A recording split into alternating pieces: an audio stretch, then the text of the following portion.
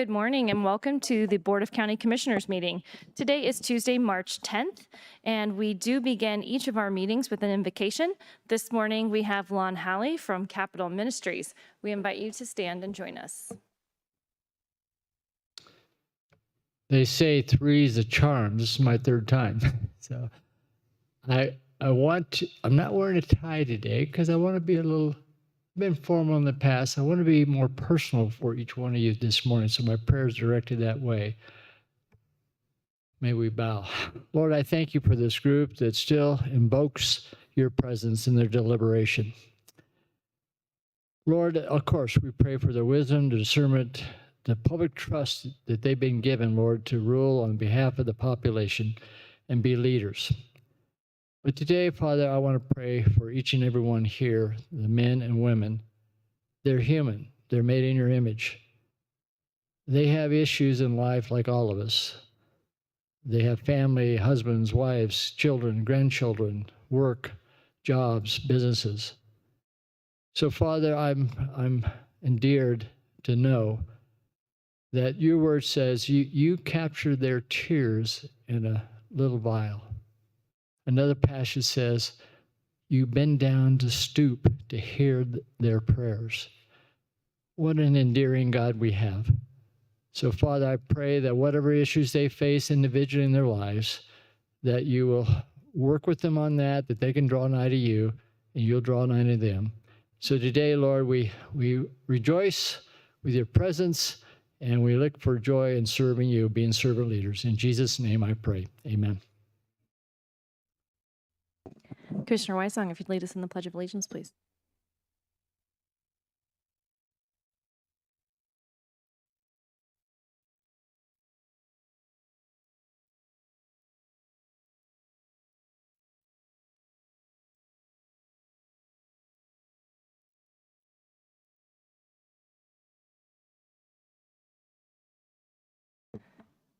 Item 3. Item number 3 is staff emergency items, and I'm unaware of any staff emergency items today. Item 4. Item number 4 is changes, postponements, and notice of the next meeting. I'm unaware of any changes or postponements to today's agenda, and the next meeting will be Thursday, March 12th at 9 o'clock for land use. Item 5. Item number 5 is the consent calendar, including items 5A through 5C2. Okay, is there anyone here today who wishes to speak on an item on the consent calendar? Seeing none, I will move up here to get any comments or a motion from commissioners. I move approval of the consent calendar. Second. Okay, it's been moved and seconded. One last opportunity for any comments.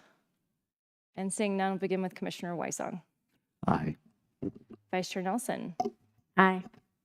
Commissioner Applegate. Aye. Commissioner Williams. Aye. And the chair votes aye. That passes 5-0. Item 6. Item number 6 is comments by elected officials and commissioner liaison reports.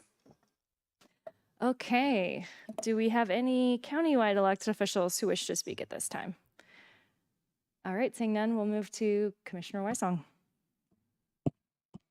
Thank you, Madam Chair. Last week, had the Fountain Creek Watershed District Technical Advisory Committee meeting. A lot of issues that the Fountain Creek Watershed District is going through as we move into this year. The PPACG water quality meeting.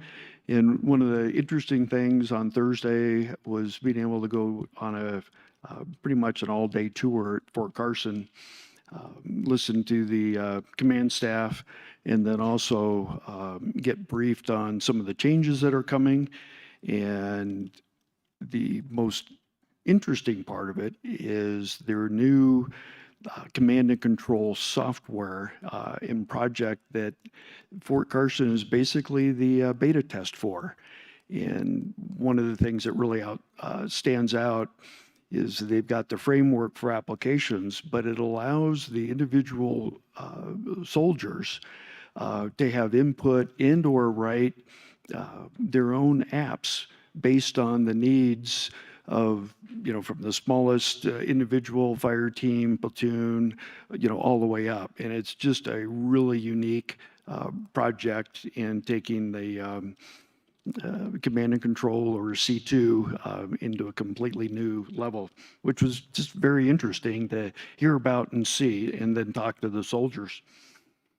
This week, we had a special work session for Fountain Creek on the ILF income project that we're working on. Wednesday morning, the PPACG Executive Board. There's a state land board Zoom meeting, just talking more at the county level of what's going on with the state land board. Urban renewal, since they don't hold meetings during spring break, we get to pack everything in. And then a parks meeting. And then Thursday, we have land use. And then Friday, we have Congressman Crank's Defense Advisory Board that I'm a member of. So it's, again, never a dull week. Thank you. Vice Chair Nelson. Good morning. So I think I'll just be a little brief this morning. I have taken a couple days off just taking care of my son after a tonsillectomy late last week, and he's doing well, but I have, just focused on family for the last few days. And so tomorrow is a housing authority and Pikes Peak Rural Transportation Authority meeting that, depending how my son's doing, I may or may not attend in person. And then sorry, I'm just checking my calendar. Friday morning, I will be part of the interviews for our El Paso County Board of Health Executive Director position. And I think I mentioned last week that this will be one of the biggest decisions that the Board of Health makes in determining who is going to lead El Paso County Public Health. And I'm looking forward to the interviews, and hopefully we'll find someone good that can help just facilitate the direction that we want our county to go in terms of health. And that's it for me. Commissioner Applegate. Thank you. Last Thursday, I was able to attend the Visit COS, and it was their annual business meeting. Doug Price made the big announcement. He's going to be retiring near the end of the year. So I can't remember how many years of service he had, but he's been there for a minute. So leading that group. It was cool because they did a panel, and then afterwards their panel, they did a keynote speaker, and their keynote speaker was Kate Brim, and she is a Paralympic cyclist, and I got to sit next to her at the lunch and talk with her for a bit, and she had a really good Paris Olympic story where she won her gold medal. She's also a bronze medalist as well, and her best line was her 3 keys to success: lean on others, trust the process, and keep grinding. Very cool words I think we can all take to heart. Friday, I was able to attend the Woodland Park Chamber of Commerce annual dinner, also with Commissioner Wysong, and we had a blast during that one. And even with the weather and everything, a lot of people made it down the hill. They made it down from Teller County, and they were able to show up, and it was cool. It was a neat little event, and they got to recognize some of the different businesses in the area. So, and also Monday, I was able to sit into on that same thing on the Fountain Creek Watershed, their in lieu fee meeting. So tomorrow is Pikes Peak Area Council of Governments and PPRTA as well, Pikes Peak Rural Transportation Authority. So I look forward to those 2 meetings. That's all I have. Commissioner Williams. Yes, good morning. I know last week was the CCI meetings for our state legislative committees. I tried to tune into some of them, but discovered you can't listen to 2 meetings at once. I'm a member of the Drive Smart nonprofit board that is run by Pikes Peak Area Council of Governments. And just for this year, the purpose really is to try to cut back on accidents and try to cut back on aggressive driving and remind people that it's really just not worth the time that you may save if you get to your destination earlier, if you hit someone and either hurt yourself or severely injure the other person that you've hit. So that was an interesting meeting. This week I have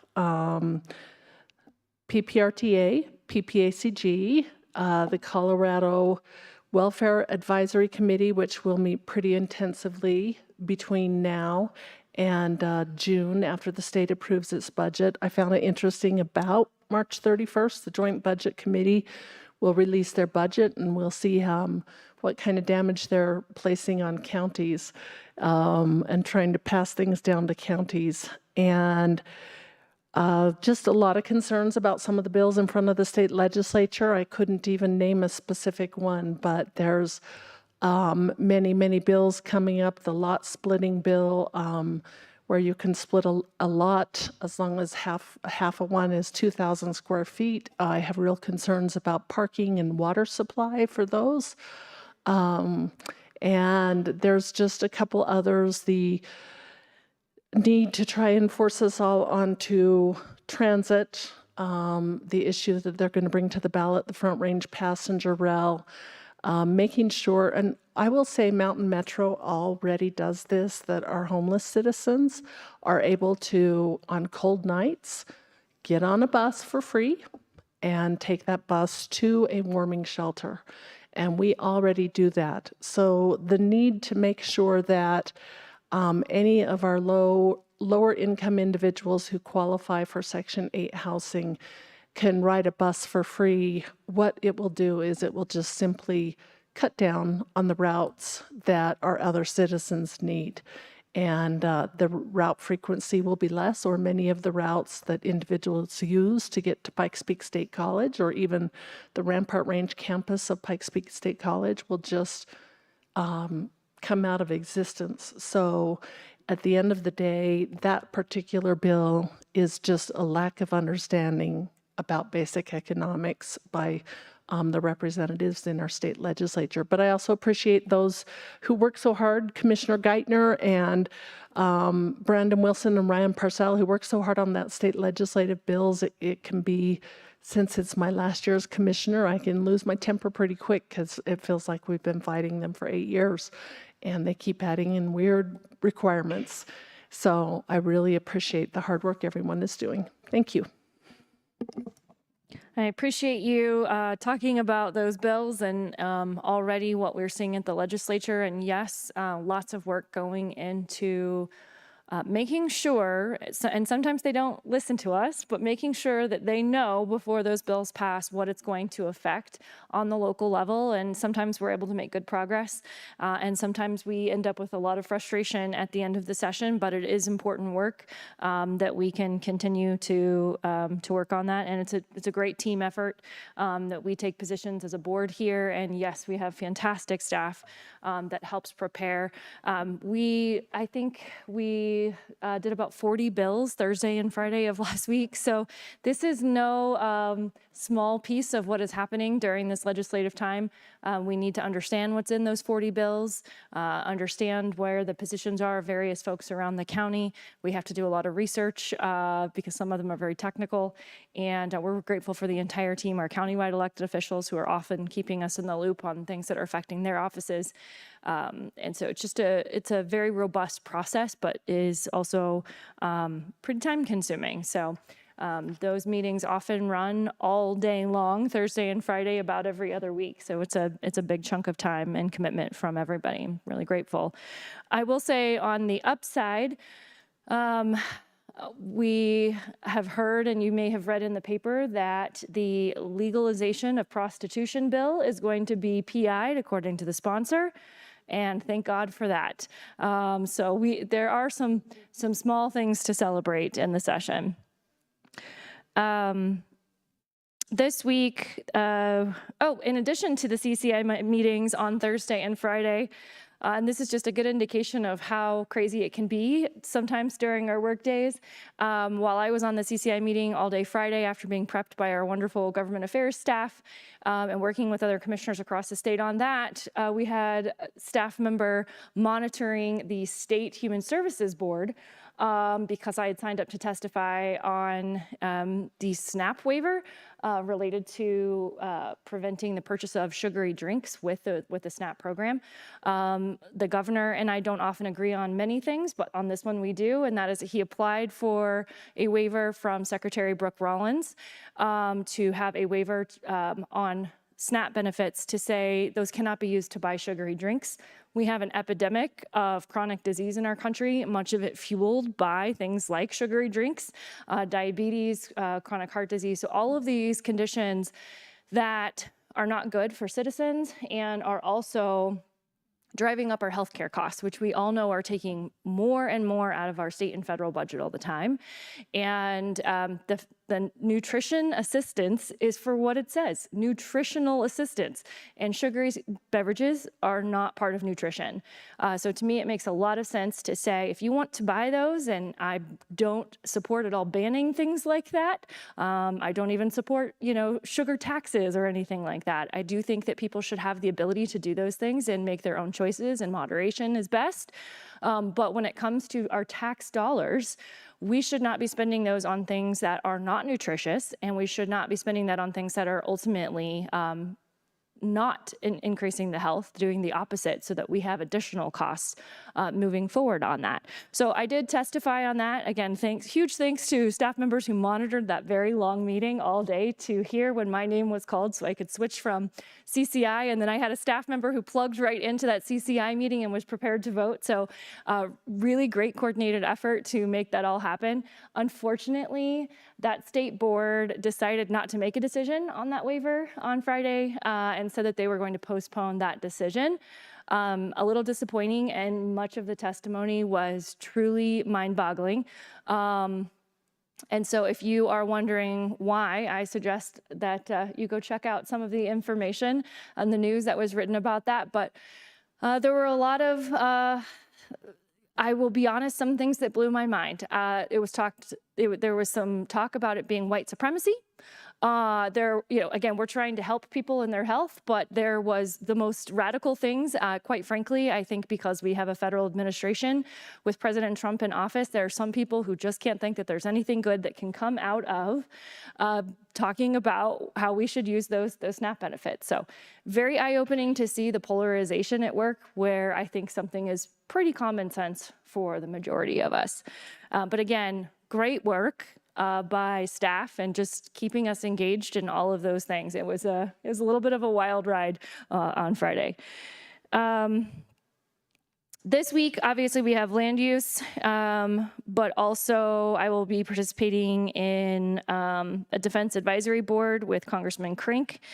Monday, we also have our citizen outreach group that will meet. And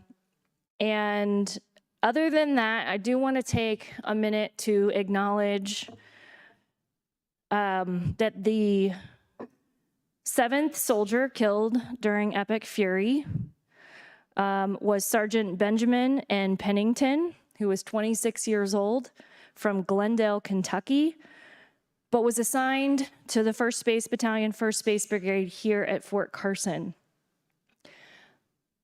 As a military spouse, I absolutely hate hearing each one of these. And it's so hard when it hits our own community. So I know I will be looking for other opportunities to honor this fallen soldier of our community. And at the same time, I am so grateful to this brave young gentleman and his family who saw and believed enough in America to put his life on the line and serve.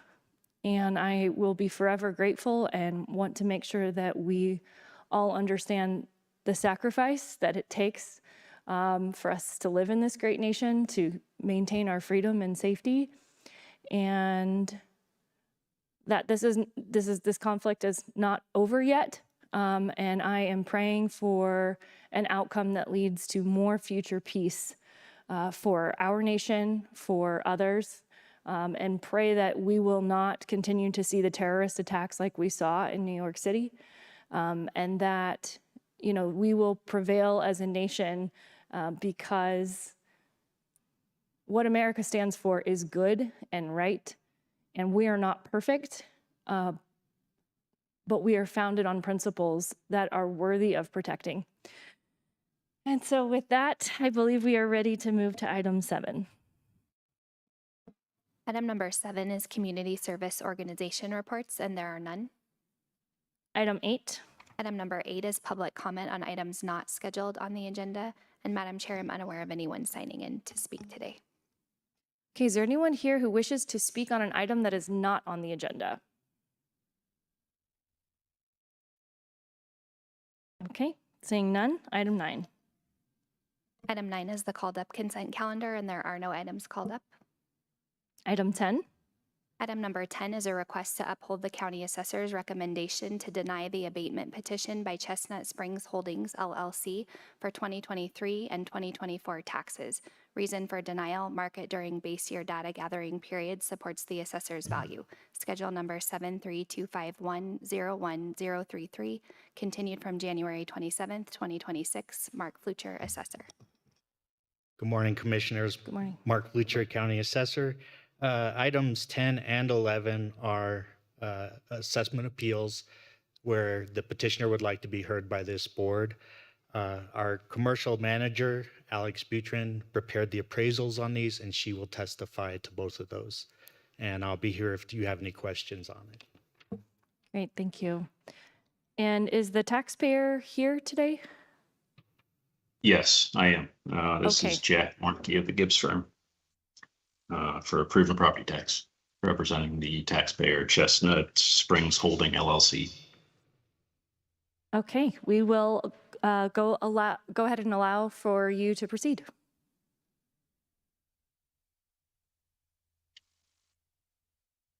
Who is going first, Alex or myself? Sir, you as a representative of the taxpayer can proceed first. Sure. So this is a multifamily property located at 4331 North Chestnut Street, 92 student unit or studio unit multifamily property located in the Holland Park submarket. The property is currently in the foreclosure process. We were engaged by the court-appointed receiver to file and contest the property taxes for tax years 23 and 24, which are being heard today. Since that time, this property has sold as part of a foreclosure sale in January of 2026 for $8,100,000. You can see that on the attached evidence package on page 4, and you'll see the Publix trustee certificate of purchase. Today, we are looking to determine the market value as of the valuation date. And pursuant to the Colorado Real Property Valuation Manual, Chapter 2, the date of appraisal is June 30th, 2022.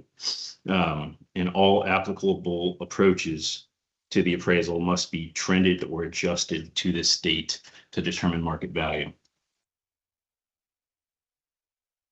Also, pursuant to the Colorado Revised Code, the said level of value shall be adjusted on the final day of the data gathering period. Data gathering period for 23 and 24 is June 30th of 2022. Now, what is market value? Pursuant to the Uniform Standard of Professional Appraisal Practice, or USPAP, the value stated as an opinion that presumes the transfer of a property as of a certain date under specific conditions set forth in the definition of the term identified by the appraiser as applicable in the appraisal. So today we're going to try to determine what the value is as of the valuation date. Now, one thing took place that is very significant to any investor that would be interested in purchasing this type of property. Now, the Constitution states that multifamily is to be zoned as residential. Therefore, we can only use the sales approach in determining our value today. However, any investors kind of look at the income side of this, and they're kind of also be interested in what current interest rates are, and that's going to affect their purchase price. During the data collection period, which is 1/1/2021 to June 30th, 2022, the secured overnight finance rate, or SOFR, which is the bank's lending rate, increased by 140 basis points during that period. Also, the interest rate increased by a very similar amount, about 1.5 or 150 basis points.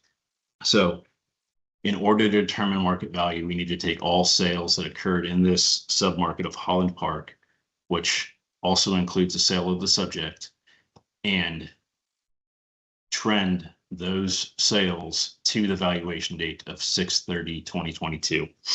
We'll start with the sale of the subject, which sold December 30th of 2021 for $14.8 million.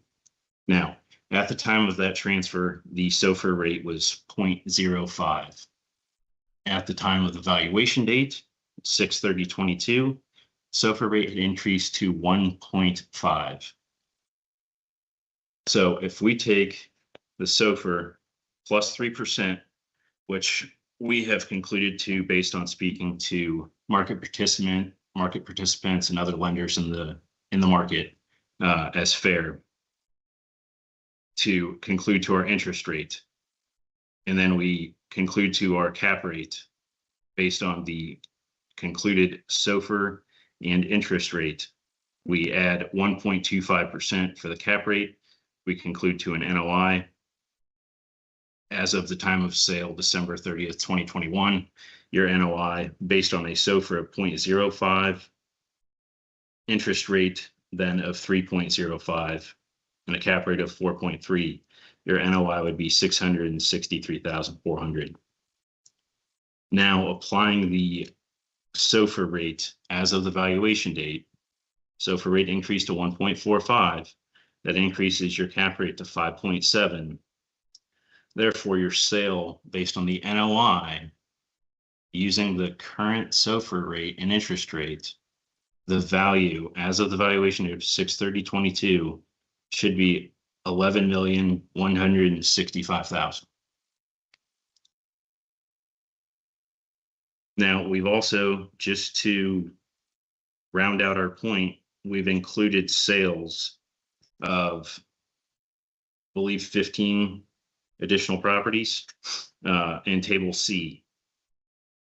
And on average, applying the same approach, applying the increased SOFR rate due to the increased interest during this time period, concluding to the valuation date, if you take the average of those 15 sales within the Holland Park submarket, we conclude to a value of 11.592.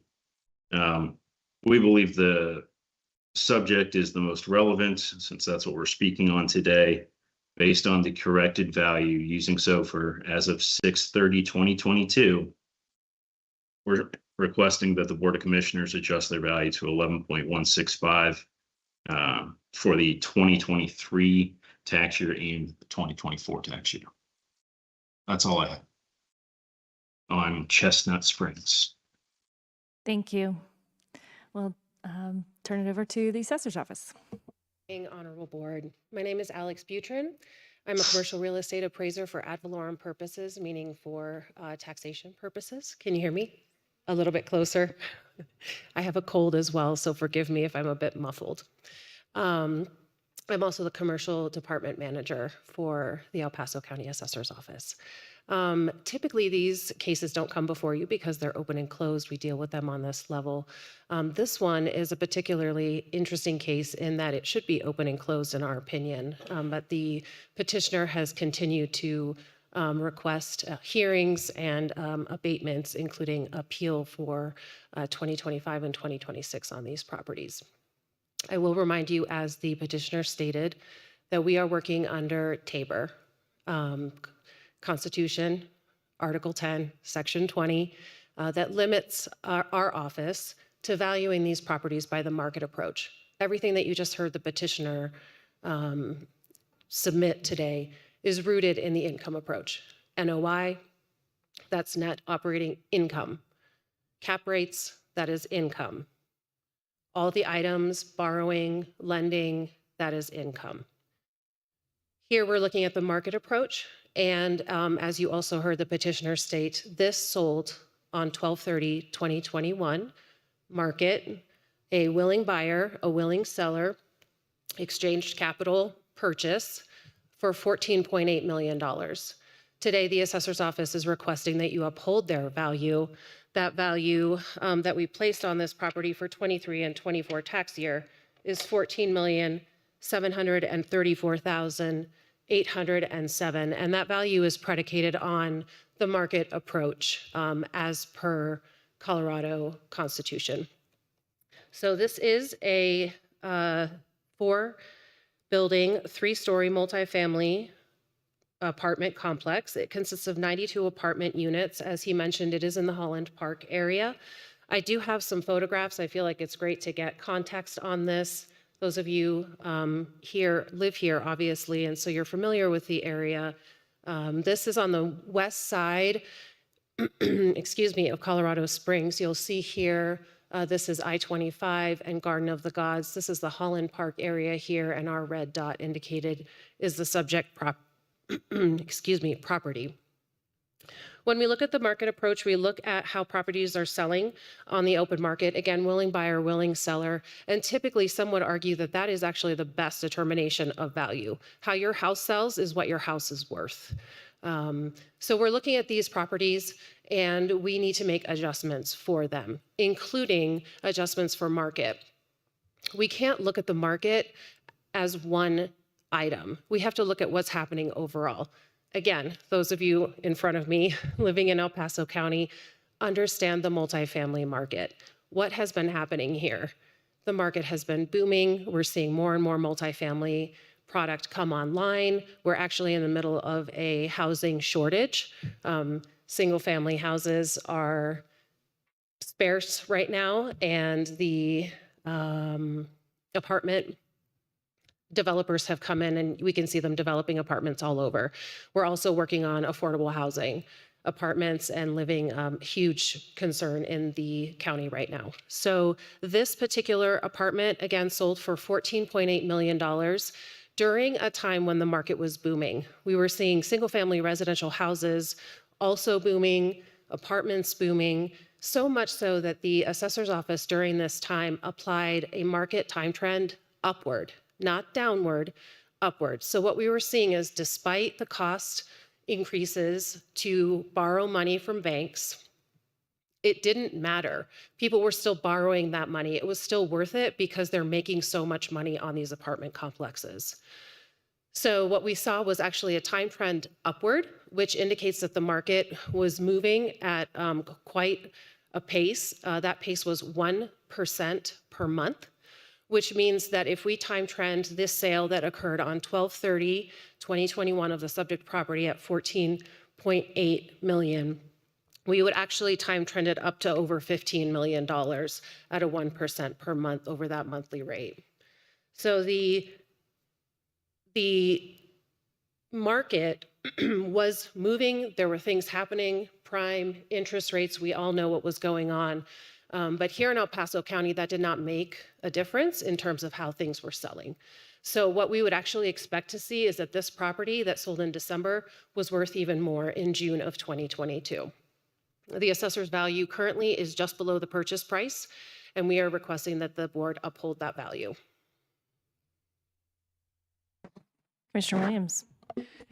So if I recall, was 2022 the year where people were way overbidding on the single-family homes? Yes, ma'am. Okay, so like 80,000 or something, Yes, very ma'am. large amount.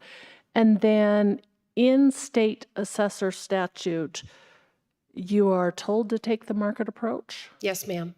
Okay, thank you. Any other questions? Proceed. That's all I have, unless there are any other questions. Okay. I see lots of heads down, so I'll give everyone just a minute, but ready to take any additional questions or comments when commissioners are ready.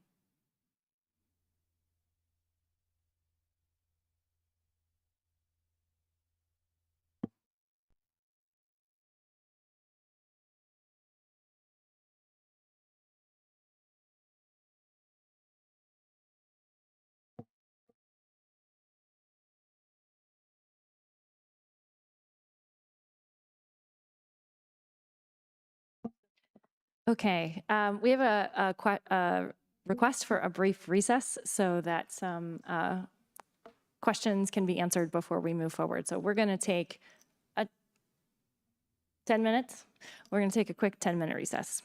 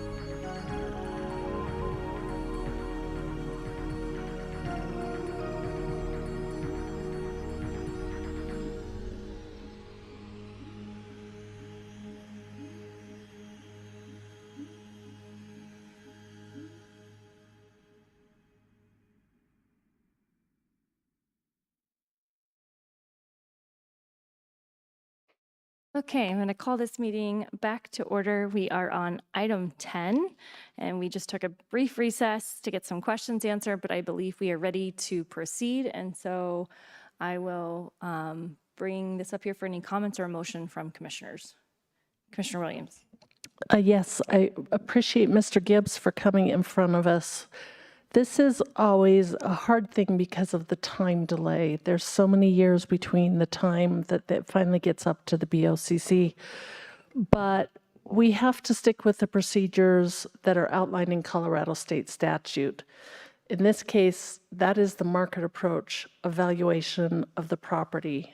I have not heard of any other commercial property using the income approach. And so. Excuse me, we are not using the income approach. That is not what's going Sir? on. We are making an Sir? adjustment based on an interest rate. Sir, you haven't been Yes. recognized. Please don't disrupt the meeting. We're going to allow Commissioner Williams to finish her comments. Thank you.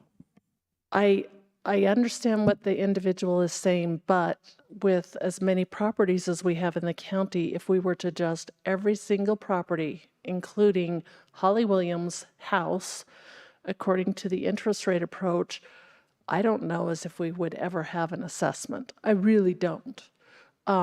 Because you would have to go through and do all of this kind of math. So I disagree with the petitioner. And so I'm going to move to uphold the county assessor's recommendation to deny the abatement petition by Chestnut Springs Holding LLC for 2023 and 2024 taxes.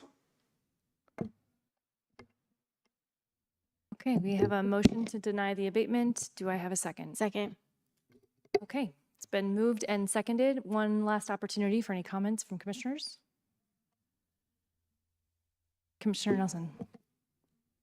The Colorado Constitution dictates how assessments are to be made, and we cannot deviate from that. And so that is how I am basing my decision today, to uphold the assessor's determination. Okay, any last comments? Commissioner Weissong. Thank you, Madam Chair. Just to be clear, how we vote, I just want to know either in a yea or nay what we are actually, how that is going to respond to the motion before us. I just want to confirm. Sure, so the motion is to deny the request. And so an aye vote would mean that you want to deny the request, and a nay vote would mean that you do not want to deny. All right, any other questions or comments before we proceed with a vote? Okay, I will just add very quickly, the burden of proof is on the petitioner to make that case to us that it has been done improperly. And so as my colleagues have said, utilizing a method outside of what the Constitution allows, I agree, does not give us a basis that we can work with to look at this in a way outside of what the Constitution provides. So I will also be voting to uphold the denial.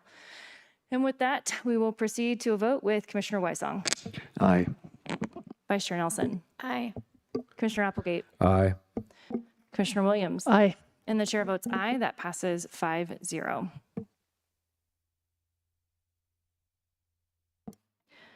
Item 11. Item number 11 is the request to uphold the county assessor's recommendation to deny the abatement petition by Wind River Place Holdings LLC, care of Gibbs Tax Consulting for 2024 taxes. Reason for denial, market during base year data gathering period supports the assessor's value. Schedule number 74122-00062, continued from January 27th, 2026. Alex Buchan, Commercial Manager, Assessor's Office. Okay. As with the previous hearing, we will begin with the taxpayer, and then we will follow up with the assessor's office.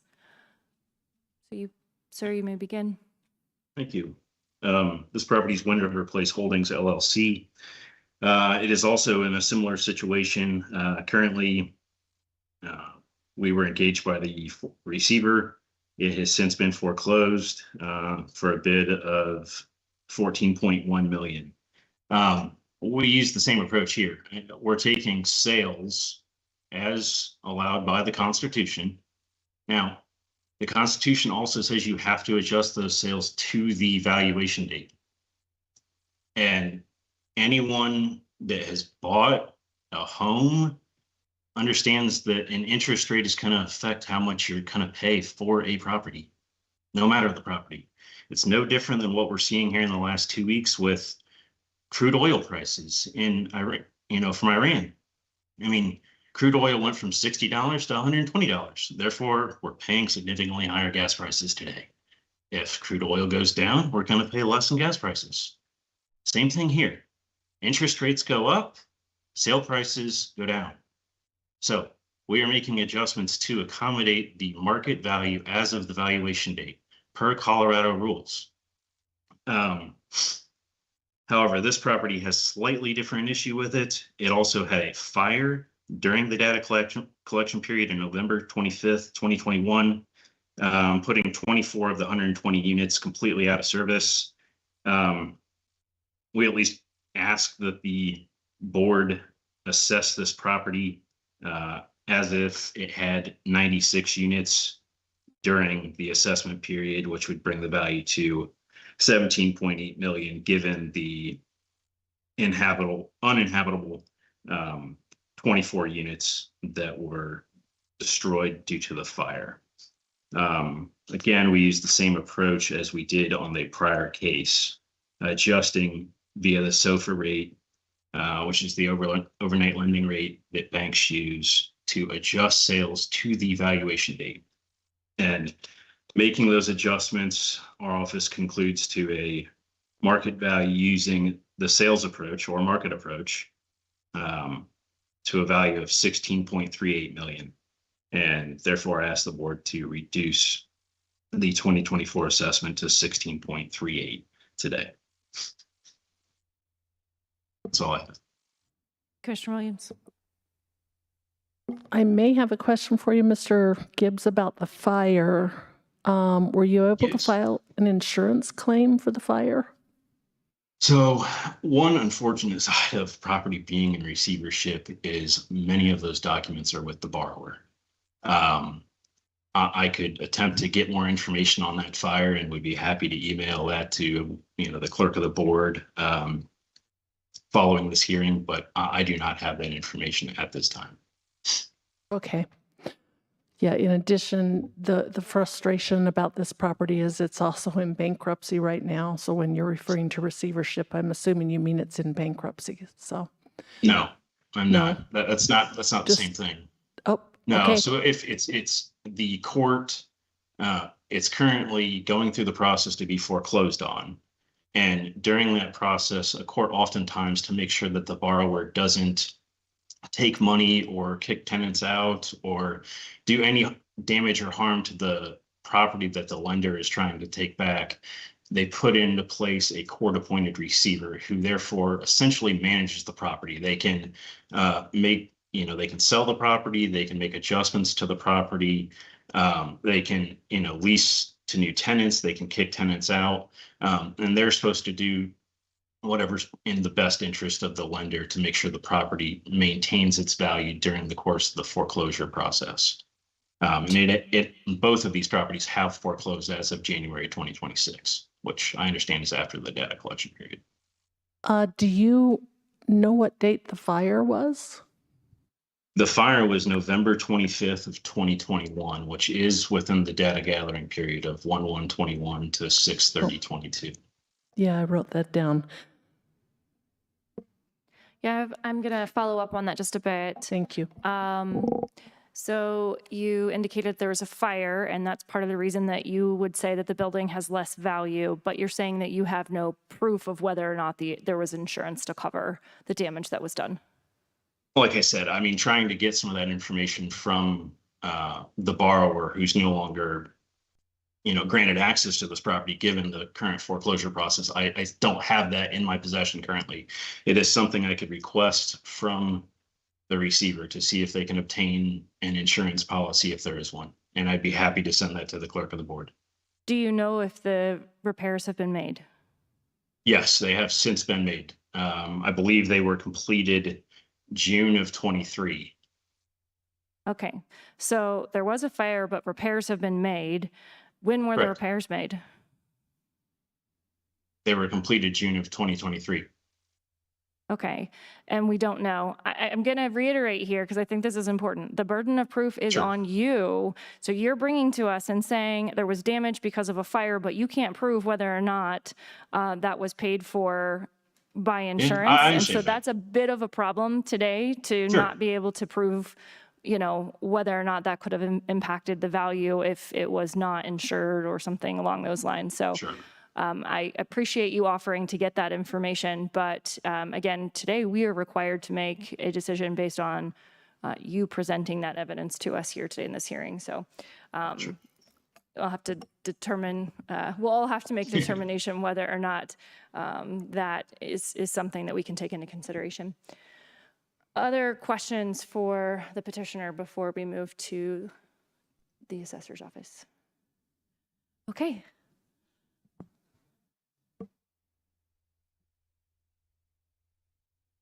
Get to the right spot here.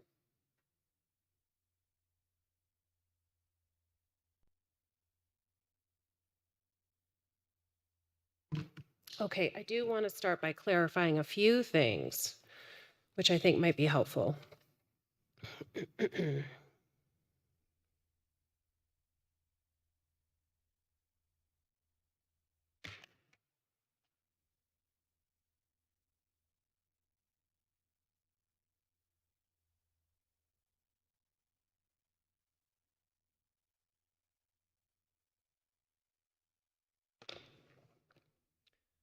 So Commissioner Williams, receivership is an alternative to bankruptcy.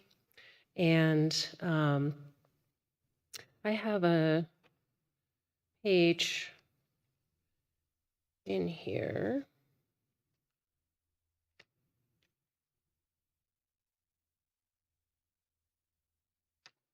Of course, if I can find it.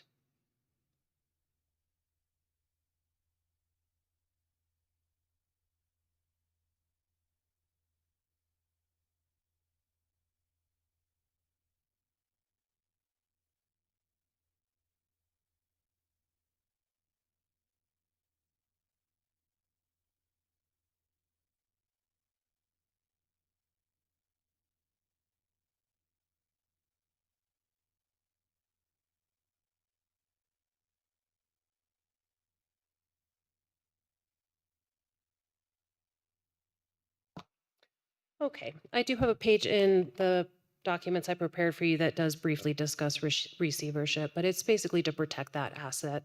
And the reason that they do it is because that asset has value. They don't want it to go down with the ship. So a lender wants to protect that and is going to put it into receivership for that reason. Colorado often uses that along with some other states to protect commercial assets. As far as the fire situation goes, we are given instruction on just about everything, including items like that. Colorado Revised Statute 395117 states, property improvements that are destroyed after the assessment date. Whenever any improvements are destroyed or demolished subsequent to the assessment date in any year, it is the duty of the owner thereof or the owner's agent to promptly notify the assessor of such destruction or demolition and the date upon which the same occurred.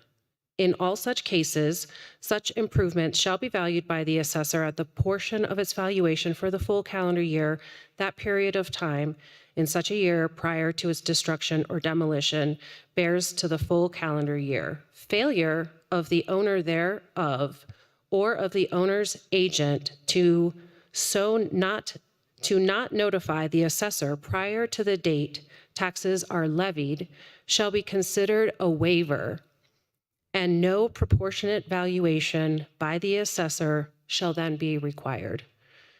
We did not hear about the fire in this apartment until the Rule 11 disclosure documents to this commission.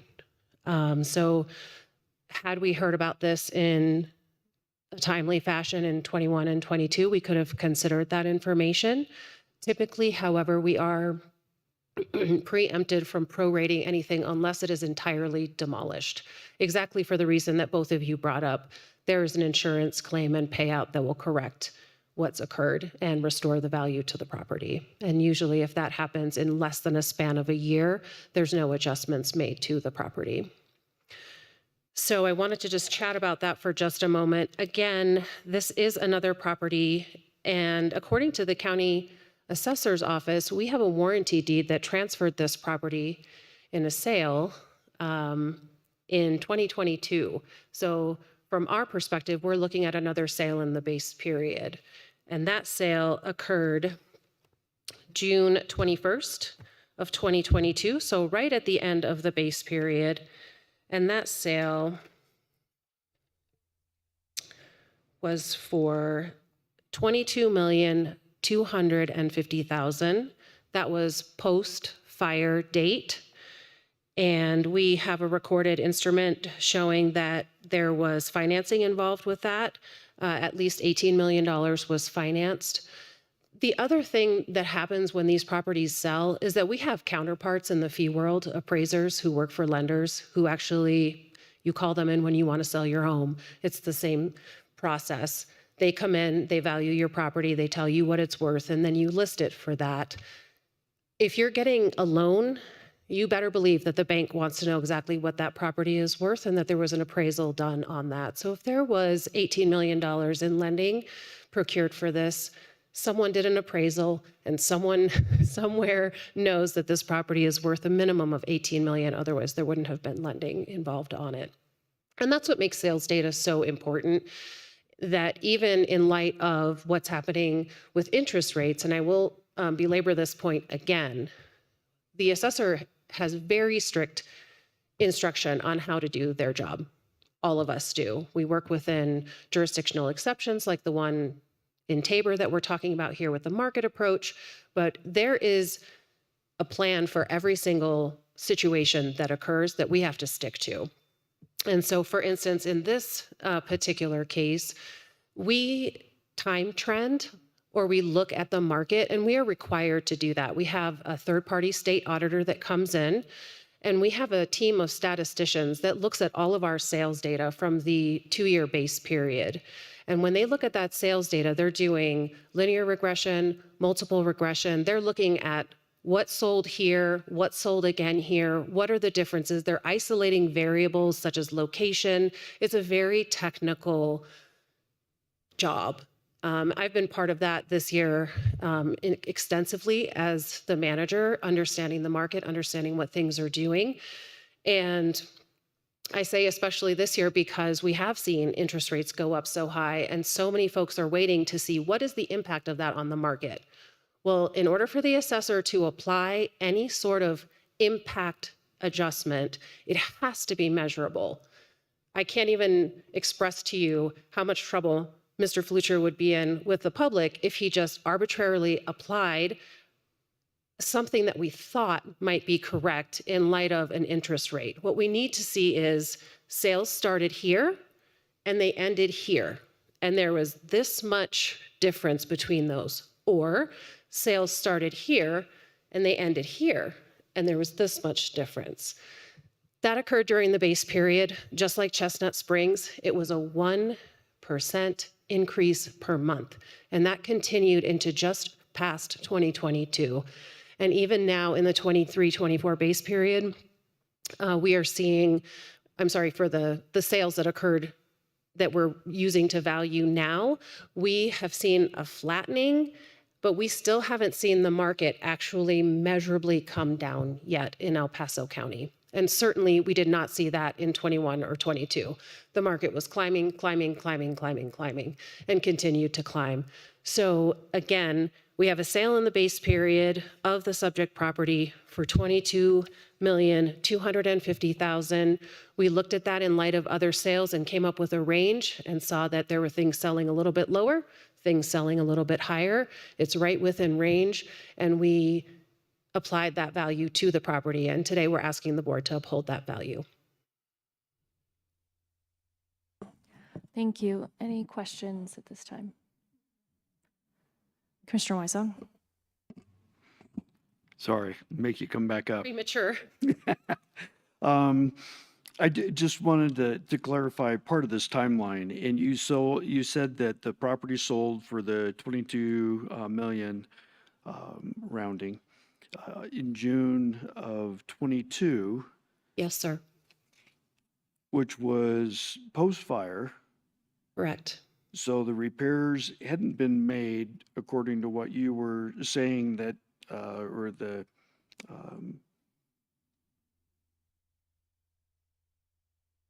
challenger here was saying that all the repairs were made a year later. So it sold with those damaged apartments. Is that correct? That would be my assumption based on what the petitioner has testified to today. We had no knowledge of the fire, so as far as we're concerned, I cannot state definitively that the damage was or was not completed. We have permits that show that there was construction ongoing during the entire time from 21 into 22 and into 23. None of those were noted to have been fire repair with Regional Building. Which really comes back to the statute that you read earlier, that if you don't get a waiver, you can't even include it. Correct. So, I mean, that I think is the critical point that we have to focus our decision on. But it's just interesting that it was sold at the value you claim with the fire under repairs. So That is a potential, given the timeline. I appreciate the clarification. Okay, any other questions or comments at this time? Or if not, we're ready to proceed to a motion.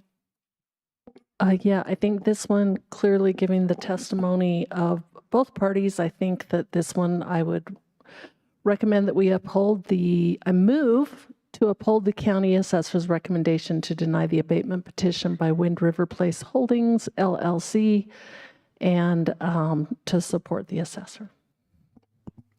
Second. Okay, it's been moved and seconded. Any additional comments? Vice Chair Nelson. I'll just share that I've been thinking in terms of the principle here, and it is very unfortunate that a fire took place. I have compassion for that. That's difficult. But then I think about if I have a home and it's 4 bedrooms and my dishwasher floods and destroys the 2 bedrooms in the basement, and I can't continue to use them in that way until there's repairs done, it doesn't change the bones of the structure. And I was glad to hear that there is a mechanism to come to the assessor and notify that, okay, I'm turning my home into a 2-bedroom house now instead of 4-bedroom, if that's what I choose to do. But given that the number of units wasn't reduced, or had they been reduced going forward, I think that would have maybe been something I would have considered. But that's not what happened. It wasn't that they went from, I don't remember the number of units off the top of my head. There's been 2 different hearings now, but we'll say it was 100 units that now is only serving as 80, then that's different. And so I'm just trying to think in terms of principles and understanding that fire is very difficult and it reduced the amount of income, but whether or not insurance was at play, that isn't really, as the taxing entity, we're having to look at the bones of the structure. And so just wanted to share that that's how I'll be making my decision to uphold the assessor's recommendation. Yeah, I'll just add very quickly. I agree. I mean, the statute is very plain here. Again, I will say the burden of proof lies with the petitioner to prove that the methodology, or that there's some mistake here. And I just cannot say that that was done in any way. I'm further just going to say it seems a bit disingenuous that we're hearing about a fire after the fact, then it was sold in this time period. I would say there's a very good likelihood, and it doesn't necessarily matter in this case because of the way the statute is written here, but I think it's a very good likelihood that this was covered by insurance and it was repaired. And if it had to have been sold at a time period when it was not insured and it was damaged, then yes, that could have affected the market value at the time, but there's no indication of that. I think it's very unlikely that was the case. And ultimately, we don't have to speculate because the burden of proof is on the petitioner, and they did not prove that the fire took place and devalued and it was not taken care of. In fact, I would almost make the argument that if there were ongoing permits being pulled, potentially it was actually being improved, even more so than it already was, and that would increase the market. But again, because we're not going to speculate, we're going to follow the law here and say the burden of proof has not been met in my mind from the petitioner based on the facts that have been presented here in the hearing today. So I will also be voting to uphold the denial. Any further comments or questions? Okay, seeing none, we'll begin the vote with Commissioner Weissong. Aye. Vice Chair Nelson. Aye. Commissioner Applegate. Aye. Commissioner Williams. Aye. And the chair votes aye. That passes 5-0. Thank you. Thank you for your time, everyone. We will move to item 12. Item number 12 is department and committee reports, non-action items, and there are none. Item 13. Item number 13 is the addendum, and there are no addendums today.